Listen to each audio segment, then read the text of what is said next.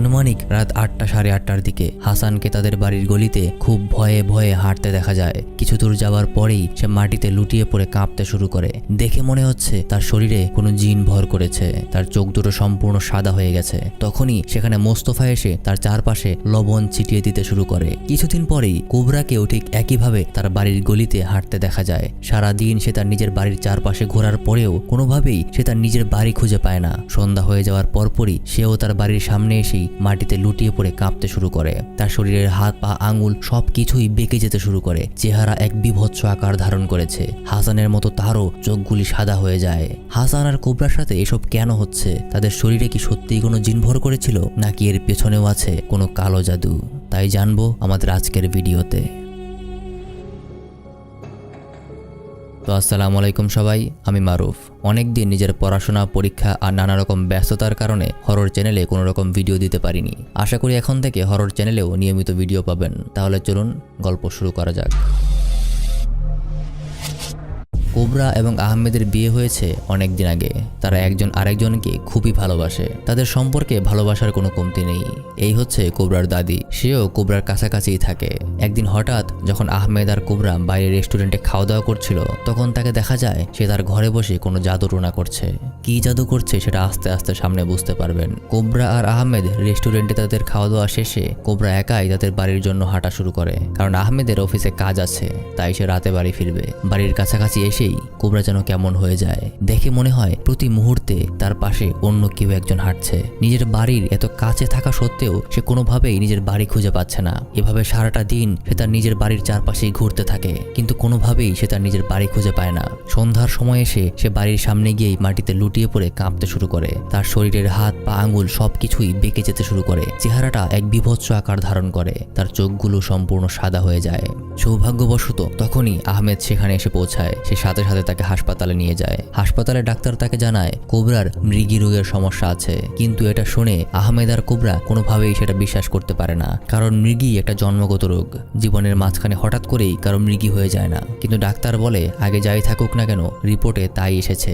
তাই ডাক্তার তাকে কিছু ঔষধপত্র দিয়ে বাড়িতে পর্যাপ্ত বিশ্রাম নিতে বলে। কোবরা এবং আহমেদ ডাক্তারের কথা মতোই বাড়িতে ফিরে আসে। রাতের বেলা ঘুমের মাঝে কোবরা স্বপ্নে দেখতে থাকে তার বাড়ির সামনের গলিতে সে একা দাঁড়িয়ে আছে। তার ঠিক সামনেই আছে একটা ছোট্ট বাচ্চার বেবি স্ট্রলার। এর মাঝেই হঠাৎ করে কিভাবে যেন সে বাসার ভেতরে চলে আসে। সে হেঁটে হেঁটে বাথরুমে চলে যায়। বাথরুমে গিয়ে এক দৃষ্টিতে সেখানের আয়নার সামনে দাঁড়িয়ে নিজেকে দেখতে থাকে।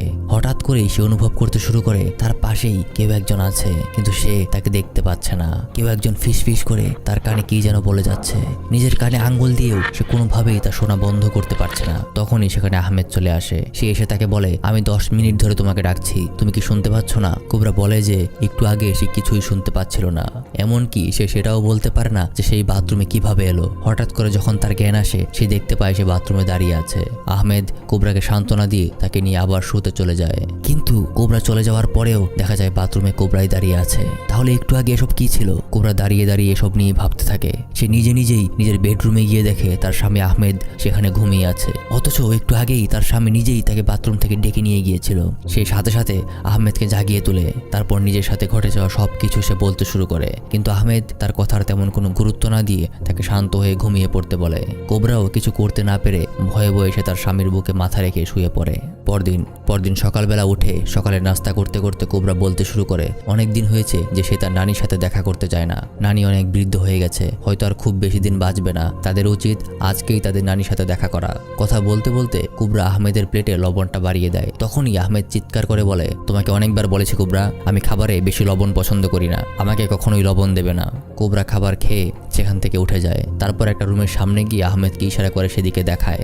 আহমেদ সেটা দেখে দরজাটা লাগিয়ে নামাজ পড়তে বসে। এদিকে কোবরা সেই রুমের দরজা খুলতেই আবার কেমন যেন হয়ে যায়। সে সাথে সাথে মাটিতে লুটিয়ে পড়ে এবং সেদিনের রাস্তার ঘটনার মতোই কাঁপতে শুরু করে। তার হাত আর আঙ্গুলগুলো কিভাবে যেন নিজের বুকের উপর বেঁকে যেতে শুরু করে। কোবরার শব্দ শুনে আহমেদ দৌড়ে তার কাছে ছুটে আসে। তখন কোবরার চোখ দুটো সম্পূর্ণ সাদা হয়ে গেছে, এমনকি তার গলার স্বরটাও ছেলে ছেলেদের মতো করে হয়ে যায়। সে চিৎকার করে আরবিতে কথা বলতে শুরু করে। আহমেদ সেদিন আবার তাকে হাসপাতালে নিয়ে যায়। আহমেদ সেদিন ডাক্তারকে বোঝানোর অনেক চেষ্টা করে যে কোবরার হয়তো অন্য কোনো সমস্যা আছে, কারণ কোবরা কাঁপাকাঁপি করার সময় আরবিতে কথা বলছিল, কিন্তু কোবরা আরবি ভাষাই জানে না। সে আরো বলে হয়তো কোবরার সাথে খারাপ কোনো জিন রয়েছে। ডাক্তার তার এই কথা শুনে তাকে বলে, তুমি একজন শিক্ষিত মানুষ, এই মডার্ন সময়ে এসেও তুমি জিনভূতে বিশ্বাস করো। হয়তো কোবরার কোরআন হাদিসের কোনো অংশ পড়েছিল, তুমি সেটা বুঝতে পারোনি। ডাক্তারের সাথে আরো কিছুক্ষণ কথাবার্তা বলে আহমেদ কোবরাকে নিয়ে হাসপাতাল থেকে বের হয়ে যায়। তারা দুজন যেতে থাকে কোবরার নানির বাড়িতে। বাড়ির কাছাকাছি যেতেই কোবরার আহমেদ দেখে নানি তাদের দিকেই কাঁপতে কাঁপতে হেঁটে আসছে। সে বাড়ির সামনে এসেই মাটিতে লুটিয়ে পড়ে। আহমেদ আর কোবরা দৌড়ে গিয়ে তাকে ধরতেই সে তাদেরকে বলতে শুরু করে, কোবরাকে এখান থেকে দূরে নিয়ে যাও, কোবরাকে এখান থেকে দূরে কোথাও নিয়ে চলে যাও। এটা বলার সাথে সাথেই সেখানে এসে মারা যায়। পরদিন কোবরা নিজেই তার নানির লাশের গোসল করায়। এখন পরিচয় করিয়ে দিচ্ছি গল্পের আর একটা প্রধান চরিত্রের সাথে। এই ব্যক্তি হচ্ছে কোবরার এলাকার মসজিদের ইমাম মাহির। কোবরার নানির লাশের জানাজা এবং কবর দেওয়ার জন্য আহমেদ এসেছে মাহিরের সাথে কথা বলতে। যখন তারা কথা বলছিল তখন কোবরা সেখানে এসে তাদেরকে জানায় গোসল করানোর সময় সে দেখেছে তার নারীর সারা শরীরে অনেক জ্বলে যাওয়ার চিহ্ন। দেখে মনে হচ্ছিল তার চামড়াটা ভেতর থেকে পুড়ে গেছে। এটা শুনেই মাহির বলে সেদিন সে চা বানানোর চেষ্টা করছিল, হঠাৎ গরম চা নিজের শরীরে পড়ে যাওয়ার কারণে হয়তো এমন হয়েছে। এত বয়স্ক মানুষ একা থাকা মোটেও উচিত হয়নি। তারপর বেশ কিছুক্ষণ সে কোবরার দিকে তাকিয়ে থাকে। তারপর কোবরাকে জিজ্ঞাসা করে, তোমাকে দেখেও অসুস্থ মনে হচ্ছে, তোমার কি কোনো সমস্যা আছে? কোবরা জানায় যে ডাক্তার বলেছে তার মৃগী রোগ হয়েছে। মাহির তখন বলে, আমি আল্লাহর কাছে দোয়া করব যেন তুমি তাড়াতাড়ি সুস্থ হয়ে যাও। তাদের কথা বলার মাঝেই মাহিরের এক সহযোগী ইয়াসিন তাকে ডাক দেয়। মাহির আহমেদ এবং কোবরাকে বিদায় জানিয়ে এসেই উপরে গিয়ে সাথে সাথে ইয়াসিনের গলা চেপে ধরে। তারপর চিৎকার করে বলতে থাকে, আমি যখন কোবরার সাথে কথা বলি তখন তুমি আমাকে ডিস্টার্ব করবে না। তখন ইয়াসিন বলে, তুমি যখন কোবরাকে খুব ভালোবাসো, তুমি তার শরীরে জিন কেন চালান করছো? তুমি কি ভেবেছো জিন চালান করে তুমি কোনো বিবাহিত মহিলার ভালোবাসা পাবে? যেসব জিনের সাথে তুমি যোগাযোগ রাখছো তারা হচ্ছে সবচেয়ে নিকৃষ্ট প্রজাতির জিন, তারা জুহান্না জাতির জিন। এই জিনেরা কখনো মানুষের ভালো করে না, এরা সরাসরি জাহান্নামের শয়তান। জুহান্না জাতের জিনেদের নিয়ে আমাদের মেইন চ্যানেলে আরেকটা ভিডিও আছে। এই চ্যানেলটা খোলার আগে হরর ভিডিওগুলি সেখানেই আপলোড করতাম। এই ভিডিও শেষে সেই ভিডিওটি দেখে নিতে পারেন, লিংক কমেন্টে পিন করা থাকবে। ইয়াসিনের কথা শুনে মাহির অনেক রেগে যায়। সে আবার তার কাছে গিয়ে বলতে শুরু করে, যাই হোক না কেন কোবরা শুধু আমার, আমি কোবরাকে নিজের করেই তবে থামবো। যদি তুমি এর মাঝে কোনো রকম বাধা দাও ইয়াসিন, তাহলে আমি তোমার শরীরেও জিন চালান করে দেব। এটা শুনে ইয়াসিন অনেক ভয় পেয়ে যায়। সে বলে সে আর কখনো কোনো রকম বাধা দেবে না। সেদিন রাতের বেলায় আহমেদ আর কোবরা একটা বন্ধ রুমের সামনে দাঁড়িয়েছিল। কোবরা তাকে বলে, নানি আমাকে বলেছিল আমি যেন কখনোই এই রুমের ভেতরে প্রবেশ না করি। এটা শুনে আহমেদ বলে, আমি যখন ছোট ছিলাম তখন আমার আম্মাও চকলেট আর বিস্কুটগুলি লুকিয়ে রাখার জন্য এরকম কথাবার্তা বলতো। আমরা তো সারা জীবন এই রুমটাকে তালা দিয়ে রাখতে পারবো না, দেখি এর ভেতরে কি আছে। এই বলে সে রুমের দরজাটা খোলে। রুমের ভিতরে ঢুকেই সে দেখে রুমে কিছুই নেই, কেবলমাত্র একটা আলমারি। সেই আলমারিটাও চারদিক থেকে খুব শক্তভাবে বন্ধ করে রাখা হয়েছে। আলমারিটা দেখি কোবরা ইমোশনাল হয়ে তার নানির কথা মনে করে কাঁদতে শুরু করে। সেদিন রাতের বেলা ঘুমের মাঝে কোবরা আবার স্বপ্ন দেখতে শুরু করে। ঘুরে ফিরে সে একই স্বপ্ন, সে তার বাড়ির সামনের গলিতে দাঁড়িয়ে আছে, আর ঠিক তার সামনেই একটা বেবি স্ট্রলার। সে আস্তে আস্তে বেবি স্ট্রলারের দিকে এগিয়ে যায়, কিন্তু বেবি স্ট্রলারটা পুরোটাই খালি, সেখানে কোনো বাচ্চা নেই। ঘুরে পিছন দিকে তাকাতেই সে আহমেদকে দেখতে পায়। আহমেদকে ধরতেই তার পুরো চেহারাটাও পুরো বিভৎস হয়ে যায়। সাথে সাথে কোবরার ঘুম ভেঙে যায়, কিন্তু এবার কোবরা আর আহমেদকে ডাক দেয় না। সে উঠে তার জামা পরে বাথরুমে এগিয়ে যায়, কিন্তু তখন কোবরার মতো আরেকজন এসে আহমেদের সাথে অন্তরঙ্গ হতে শুরু করে। কোবরা তার রুমে ফিরে এসে দেখে আহমেদ চাদরের নিচে অন্য কারোর সাথে, কিন্তু তাকে ডাক দিতেই সে দেখে আহমেদ সেখানে একা, সেখানে আর কেউ নেই। সাথে সাথে সে আবার ঘুম থেকে জেগে ওঠে, অর্থাৎ এটাও তার সম্পূর্ণ স্বপ্ন ছিল। পরদিন সকালবেলা কোবরার নানির জানাজা এবং কবর দেওয়া শেষে কোবরা আর আহমেদ মসজিদের সামনেই দাঁড়িয়েছিল। দূর থেকে ইমাম মাহির তাদের দিকে বিষ দৃষ্টি নিয়ে তাকিয়ে আছে। সে তার হাত মুঠো করে কালো জাদুর কোনো মন্ত্র পড়তে শুরু করে। সাথে সাথে কোবরা মাটিতে লুটিয়ে পড়ে। আহমেদ তাকে ঠিক করার চেষ্টা করতে থাকলে মাহিরও সেখানে ছুটে আসে। সে বলতে থাকে, আহমেদ এটা কোনো মৃগী রোগ না, তার ভিতরে আছে কোনো একটা জিন, এটা আমাকে দেখতে দাও। এই বলে সে কোবরাকে ধরে আবার কিছু একটা পড়তে থাকে। কিছুক্ষণের মাঝেই কোবরা ঠিক হয়ে যায়। মাহির তখন বলে, এটা খুব শক্তিশালী একটা জিন আহমেদ, সে এখনো পুরোপুরি কোবরাকে ছেড়ে যায়নি। তার জন্য আমাদের আরো বেশ কিছু কাজ করতে হবে। তুমি যদি চাও তাহলে আমি তোমাকে সাহায্য করতে পারি। আহমেদ ইতিমধ্যে মাহিরকে বিশ্বাস করে ফেলেছে, তাই সে তাকে তার সাথে করে তাদের বাড়িতে নিয়ে যায়। বাড়িতে ঢুকেই মাহির বলে, আহমেদ তুমি চিন্তা করো না, ইনশাআল্লাহ আমরা কোবরাকে ভালো করে ফেলবো। মাহির তারপর আরো দুজন মহিলাকে ডেকে আনে কোবরাকে ভালো করে গোসল করানোর জন্য। তারা কোবরাকে গোসল করাতে নিয়ে গেলে মাহির আহমেদকে এই বন্ধ রুমের সামনে নিয়ে গিয়ে বলে, এই রুমের ভেতরে একটা আলমারি আছে, আর আলমারির ভেতরে একটা তাবিজ আছে, তোমাকে এই তাবিজটা পুড়িয়ে ফেলতে হবে। কেবলমাত্র কোবরার কাছের কোনো আত্মীয়ই এই কাজটা করতে পারবে। এসব কথা বলতে বলতেই কোবরা রেডি হয়ে চলে আসে। তারপর মাহির একটা রুমের মাঝখানে কোবরাকে শুইয়ে দিয়ে চারপাশে বেশ কিছু মোমবাতি রেখে দেয়। নিজের পকেট থেকে কিছু একটা বের করে সেটা কোবরার সারা শরীরে ছিটিয়ে দেয়। সাথে সাথে কোবরার শরীর কাঁপাকাঁপি শুরু করে দেয়। কোবরা অন্যরকম হয়ে যেতে থাকে। মাহির তার এক হাত সামনে ধরে আর আরবিতে কিছু একটা পড়তে শুরু করে। কোবরা আরো জোরে জোরে কাঁপতে থাকে। তিনজন মিলেও তাকে ধরে রাখা যাচ্ছে না। একটু পর আস্তে আস্তে সবকিছু শান্ত হয়ে যায়। মাহির এগিয়ে গিয়ে তাকে বলে, জিন এখনো পুরোপুরি তাকে ছেড়ে যায়নি, এটা খুবই শক্তিশালী জিন, তাই আগামীকাল তাকে আবার কাজটা করতে হবে। এই বলে সবাই একসাথে চলে যায়। বের হয়ে যাওয়ার সময় ইয়াসিন আবার মাহিরকে বলে, মাহির তুমি যে কাজটা করছো এটা মোটেও ঠিক না, এতে তোমার আখিরাত আর দুনিয়া দুটোই ধ্বংস হয়ে যাবে। মাহির রেগে গিয়ে ইয়াসিনকে বলে, আজ রাতে তুই গিয়ে যদি তাবিজটা না পুড়িয়ে ফেলিস, যদি এটা না করতে পারিস, তাহলে আমি তোকে মেরেই ফেলবো। ইয়াসিন বলে, আমরা কখনোই সেটা করতে পারবো না, আমরা যতবারই তাবিজটা পুরাই না কেন সেটা অটোমেটিক আবার চলে আসবে, কেবলমাত্র তার রক্তের সম্পর্কের কেউই এই কাজটা করতে পারবে। এটা শুনে মাহির ইয়াসিনের মুখ চেপে ধরে। রাতের বেলায় মাহিরের কথা মতো আহমেদ সেই বন্ধ রুমে প্রবেশ করে সেই তাবিজটা পুড়িয়ে ফেলার জন্য। সে আলমারির দড়িটা খুলে তাবিজটা বের করে পুরাতে শুরু করে। তখনই কোবরা সেই রুমে প্রবেশ করে তাকে জিজ্ঞাসা করে সে কি করছে। আহমেদ পিছনে তাকিয়ে বলে, আমি তাবিজ পুরাচ্ছি। এই বলে সে যখনই সামনের দিকে তাকায় সে দেখে তার হাতে কিছুই নেই। আলমারিটাও ঠিক আগের মতোই হয়ে গেছে। আহমেদ কোনো কিছুই বুঝে উঠতে পারে না।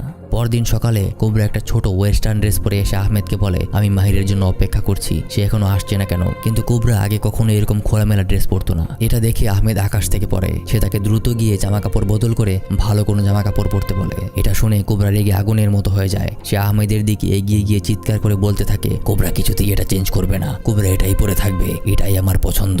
বলতে বলতেই কোবরা অজ্ঞান হয়ে মাহিরের কোলে ঢলে পড়ে। একটু পর যখন তার হুঁশ আসে তখন সে নিজেকে দেখেই বলতে থাকে, এটা আমার কেমন পোশাক, আমি এভাবে সেজে আছি কেন, এই ড্রেস আমি কোথায় পেলাম, এটা তো আমার ড্রেস না। বলতে বলতেই সে দ্রুত তার নিজের রুমে চলে যায়। আহমেদ খুব চিন্তায় পড়ে যায়। সে সাথে সাথে তার এক পরিচিত ওঝা মোস্তফাকে কল করে। এরা সেই মোস্তফা যাকে আপনি ভিডিওর প্রথম দিকে দেখেছিলেন। সে কোবরা এবং মাহিরের সবকিছুই মোস্তফাকে খুলে বলে। এগুলো শুনে মোস্তফা তাকে বলে, যখন মাহির আসবে তখন সে তার মোবাইলের ফোন রেকর্ডার যেন অন করে রাখে।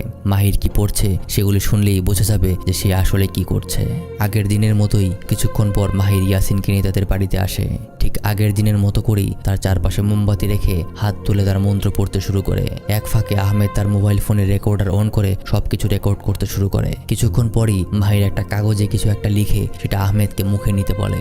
আহমেদের কিছুটা খারাপ লাগলেও সে মাহিরের কথা মতোই সেটা মুখে নেয়। তারপর মাহির একটা মৃত ছাগলের মাথার চোখের মধ্যে পেরেক মারতে শুরু করে। আর কোবরা এদিকে আগের মতোই কাঁপাকাঁপি করে যাচ্ছে। পেরেক মারা শেষে মাহির কোবরার হাত ধরে বসে আবারও কিছু মন্ত্র পড়তে শুরু করে। তারপর যাবার সময় মাহির কোবরার চুলের থেকে কয়েকটা চুল ছেড়ে নিয়ে যায়।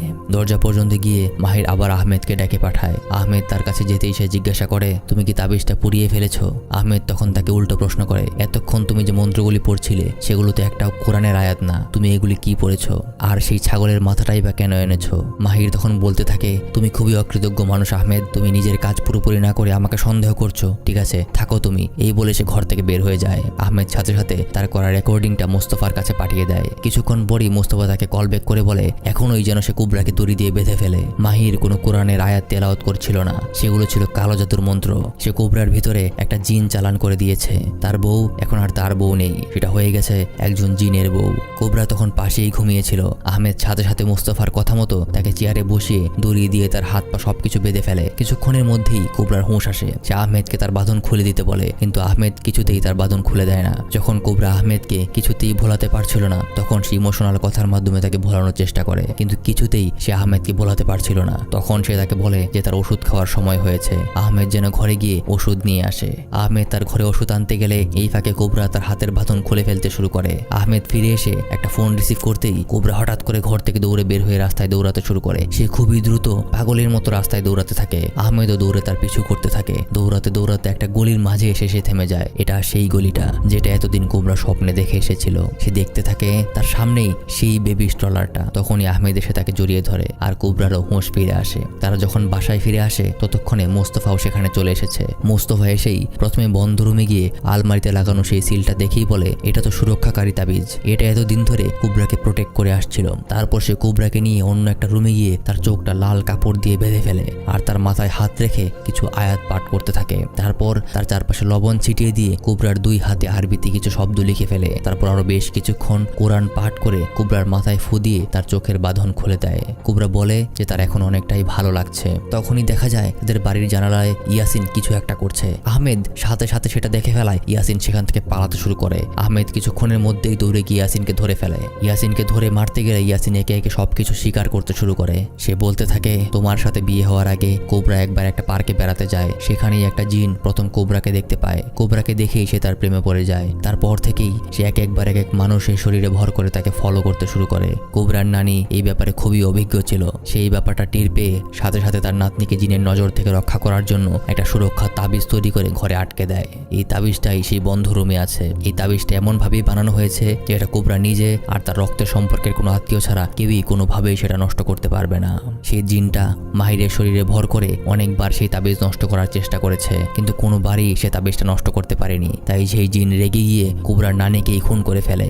আহমেদ এসব কথা শুনে ঘরে এসে সবকিছু মুস্তফাকে খুলে বলে। তখন মুস্তফা বলে, তাহলে আমাদেরকে কখনোই সেই রুমের ধারে কাছেও যাওয়া ঠিক হবে না, তাবিজটা যেভাবে আছে সেভাবেই থাকতে দাও। কিছুক্ষণ পরই কোবরা বাথরুমে গিয়ে দেখে সেখানে আহমেদ দাঁড়িয়ে আছে। কোবরা বেশ স্বাভাবিকভাবেই আবার তাদের নিজের রুমে যেতে নেয়। তখনই তার কেমন যেন বমি বমি লাগতে শুরু করে। সে আবার বাথরুমে গিয়ে দেখে বাথরুম সম্পূর্ণ খালি। তখনই আহমেদ ভেতরের রুম থেকে তার কাছে ছুটে আসে। কোবরা তাকে দেখেই অবাক হয়ে যায়। সাথে সাথে মোস্তফাও সেখানে ছুটে আসে। কোবরা বলতে থাকে, একটু আগেই আমি আহমেদকে বাথরুমে দেখেছি। এটা শুনেই মোস্তফা আহমেদকে জিজ্ঞাসা করে সে কি মাহিরের দেওয়া কোনো কিছু খেয়েছে কিনা। আহমেদের মনে পড়ে যায় মাহির তাকে একটা কাগজের টুকরা খেতে দিয়েছিল। এটা শোনার সাথে সাথেই মোস্তফা বলে, ইয়া আল্লাহ, এটা তো আরো ভয়ঙ্কর কালো জাদুর কাজ। এই কাগজে ছিল শয়তানের রক্ত, লালা আর পেশাব। এখন সেই জিন খুব সহজেই তোমার শরীরে বশ করতে পারবে। এই কথাটা বলতে বলতেই মাহির সেখানে এসে ঢুকে। তাকে দেখেই আহমেদ রেগে গিয়ে তার দিকে ছুটে যায়। মাহির একটা বন্দুক বের করে আহমেদের কপালে ধরে। সে বলতে থাকে, এখনই গিয়ে তাবিজটা পুড়িয়ে ফেল, নইলে তোকে আমি খুন করে ফেলবো। ভেতরে যাওয়ার পর সে কোবরাকে বলে, তুই নিজের তাবিজটা নিজে পোড়া, নইলে আমি তোর স্বামীকে খুন করে ফেলবো। আহমেদকে বাঁচানোর জন্য কোবরা সাথে সাথে সে আলমারি খুলে সেই তাবিজটা জ্বালাতে শুরু করে। তাবিজটা পুড়িয়ে ফেলার সাথে সাথেই মাহিরের হুঁশ আসে। সে দেখে কিছুই বুঝতে না পেরে দৌড়ে সেখান থেকে পালিয়ে যায় আর কোবরা এসে আহমেদকে জড়িয়ে ধরে। তারপর সবকিছু ঠিকঠাক হয়ে যায়। এরপর থেকে আর কোনো সমস্যা হয়নি। এভাবে প্রায় আরো 1 বছর কেটে যায়। কোবরার পেটে তখন বাচ্চা চলে আসে। আহমেদ ঘরের সব কাজ করে, খুব ভালো মতো সে কোবরার দেখাশোনা করে। একদিন টেবিলে বসে সকালে নাস্তা করার সময় কোবরা খেয়াল করে আহমেদ তার নিজের প্লেটে বেশি বেশি করে লবণ নিয়ে খাচ্ছে। কি বুঝতে পারছেন? আপনি যদি বুদ্ধিমান হয়ে থাকেন তাহলে অবশ্যই আপনার বুঝে ফেলার কথা। আহমেদ কি বেশি লবণ পছন্দ করত? আহমেদ বেশি লবণ পছন্দ করতো না। এমনকি তার খাবারে বেশি লবণ হয়ে গেলেও সে কোবরাকে বকা দিত। সেখানে সে নিজেই নিজের প্লেটে লবণ নিচ্ছে। কোবরা সাথে সাথে বুঝে যায় যে এটা তার স্বামী আহমেদ নয়, আহমেদের শরীরে অন্য কেউ। গত 1 বছর ধরে আহমেদ ভেবে আসলে সে অন্য কোনো একজনের সাথে বসবাস করছে, আর তার পেটেও হয়তো আছে সেই জিনেরই সন্তান। আশা করি গল্পটা আপনাদের ভালো লেগেছে। দেখা হবে পরের আরেকটা ভিডিওতে।